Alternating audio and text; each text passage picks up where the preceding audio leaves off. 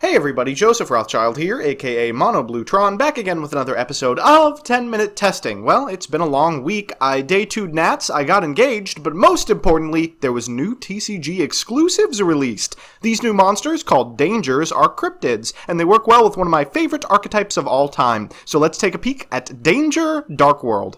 So here's the list. It's been too long, Grapha, old buddy. There's a lot to look at, so first I'll give you a little bit of background about the archetype, next I'll give you a little bit of a discussion about what I hope the deck can do, and lastly, the card by card. So firstly, for those of you that don't know, Danger is a TCG exclusive archetype that, like most TCG archetypes, has a pretty interesting and unique playstyle, which I'm sure will devolve into how well does this link spam any second now. These monsters all have an effect that activates in the hand, which shuffles them into your remaining hand, then asks your opponent to find them. If they do not, you get to special summon them, then you draw a card. If they are found, they are discarded, and then they get to activate a discard effect. They've also got a lot of other nonsense going for them. They have a Tribal Graceful Charity. It's a trap card, but it's nothing to turn your nose up at, and I shouldn't have to tell you by now how great it is to play a deck with Drag Down to the Grave in it in 2018. Honestly, they're pretty interesting, but they feel like Cosmo. They're undoubtedly powerful, they're extremely big honkin' dinguses, but they probably just don't have what it takes to compete in a field of decks looking to extra link you turn 1. Enter Dark World. Dark World is a discard-oriented archetype with its own set of problems. With an extremely linear game plan and a painful weakness to Droll-and-Lock Bird, Dark World aims to chew through what its opponent has on board with Grapha activations, then clean up the remainder with big honkin' beaters. Unfortunately, this isn't dual links, and people start games with 8,000 life points, not 4. Hopefully, by adding more stinky dinkies, we'll finally be able to live the dream in OTK with this deck. The Danger monsters also trigger Dark World effects, so all of the mediocre cards you had to play in order to open up enough discard outlets, looking at you, fabled Raven, are a thing of the past. Now we're just streamlined, sweaty, oily, muscle-bound demons all the way to the bank. Sorry, that kind of got away from me, but you get the picture. Questionably handsome dudes on a generic miasma backdrop paired with interesting and innovative secret monsters. So with that, let's get into the card by card.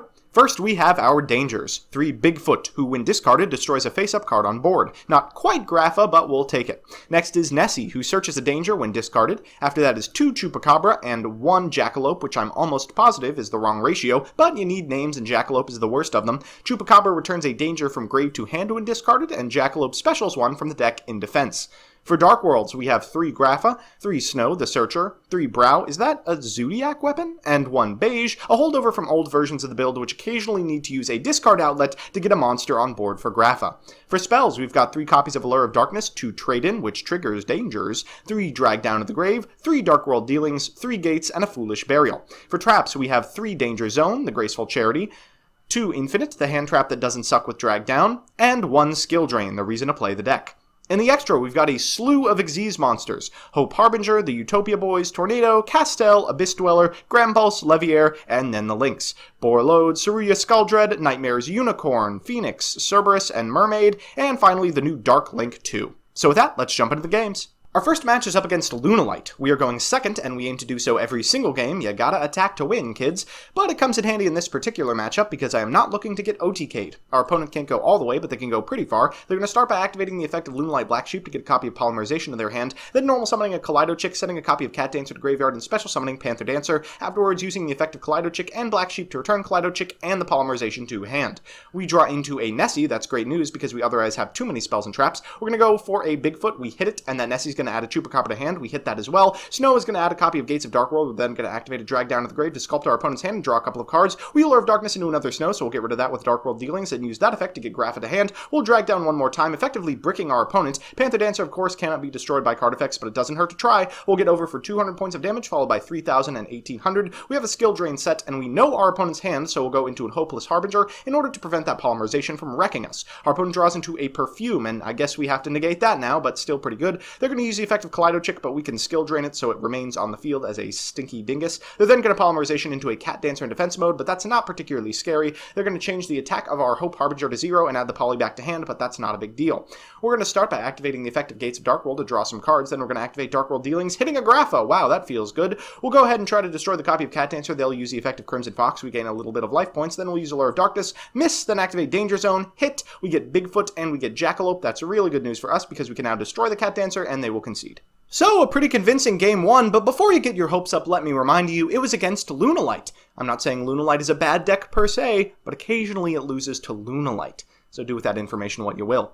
Our second match is up against Infernoid Lair, an actually pretty good deck. They don't have Lair, and we're going second, but they do have a copy of Void Vanishment, which means they're going to be able to find Void Feast. That's a hard card to beat. They'll set it and 2 unknowns and pass it back to us. They let us get to main phase 1, so we'll activate our spells while we still can. Here comes the Void Feast and a couple copies of Decatron. Now we can destroy one of these because our Graph is going to activate on the same chain as them, but unfortunately I know there's going to be at least one Deviati waiting for me, so we'll go ahead and wait for that, and then activate the effect of Danger Bigfoot, try and activate the effect of Danger Nessie, which will get Deviati'd, and then afterwards we're going to normal summon Beige, return it to hand for Grapha, activate Drag Down, they pick Beige, we'll go ahead and special summon it, then activate the effect of Nessie again, get Nessie on board, trigger Browse effect, use Jackalop's effect to get a Bigfoot from grave, and make Hope Harbinger. So that's pretty explosive, but not lethal, and that's pretty devastating against the deck that can board wipe very, very easily. Hopefully we can make this work. Our opponent draws, and what do they find? But, ooh, and a Tondel. That does clear our board. They're going to activate Vanishment, trying to prompt me to use Hope Harbinger's effect, but I've played this game before. Afterwards, they're going to make Sajet alongside a Tondel, clear our entire board. Whew, not ideal, but we do have the ability to kill them on the crackback, provided Bigfoot doesn't go devastatingly wrong. We draw into a Grapha, we'll activate Bigfoot's effect, and what do we find? But not Bigfoot. So once we summon him, our opponent is going to trigger the effect of Atondel and then concede. So a pretty convincing game 2 as well. Unfortunately, our last game is a best of 3 versus meta, and our opponent is playing Skystar. Don't think I'm going to walk away with this one, boyos.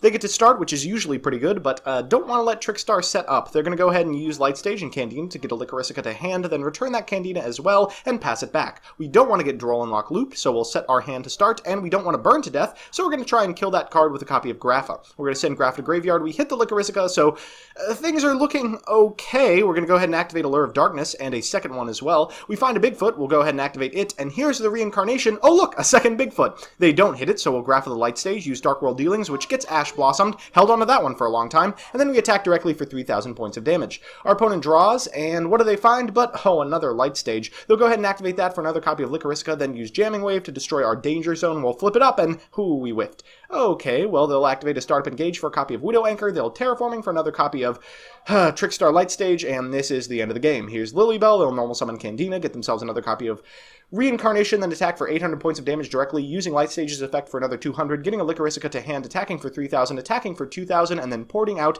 for a couple of copies of Licorisica.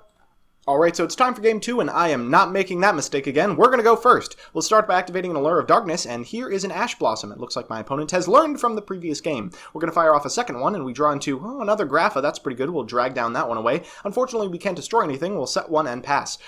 Thankfully, our opponent has a hand that can be beat by Infinite Impermanence. We'll go ahead and negate the effect of Candina. You don't get those very often. They'll set 2 and pass it back to us. We draw into a Brow, which is okay. We'll drag down. They'll Twin Twisters in response, and I'm not feeling lucky enough to activate Danger Zone. They're going to Candina. That deals a little bit of damage. Then we'll return it to hand for Grapha, go to battle phase, and deal 900 points of damage. Things are looking up.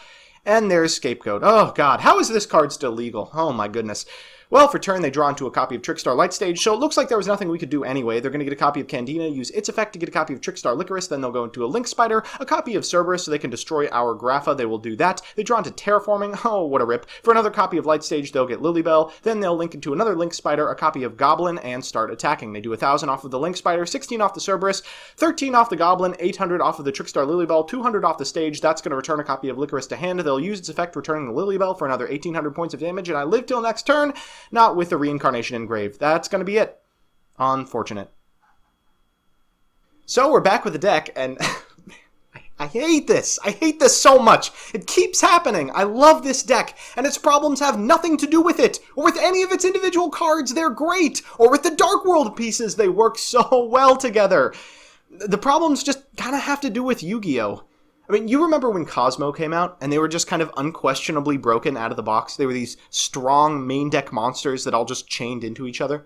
If Cosmo were released today, do you think it'd be any good? Like, at all? How about Spiral? You remember how bad that deck was until Helix came out? It was mad mediocre. Yu-Gi-Oh! Just isn't the same as it was even a year and a half ago. Unless your deck can consistently access these insane link building tools and these generic but stellar suite of monsters contained therein, like Firewall, Trigate, the Nightmares, you're not able to compete with decks that can literally do everything. There's just no reason to even hype up the potential of decks without this ability. As cool as these monsters are, as strong as the individual cards are, they just can't board spam like you have to. and it really breaks my heart. I mean, please do us justice on the ban list. If enough stuff is banned that a main deck archetype is good, this deck is going to be a blast and easily rogue competitive. But if it's a choice between Gumblar Extra Links and this, you'd be out of your mind to play this. So that's that. I'm pretty sick. That's my excuse both for the lack of consonants in this video and the weird rant at the very end. If you want to see me play the decks I make on this show on stream, hit me up at twitch.tv/monobluetron, and if you have an idea for a certain deck or archetype you want me to play on a future episode of this show, feel free to join my Discord and recommend it to me, or let me know in the comments section below. Otherwise, I'll see you Wednesday.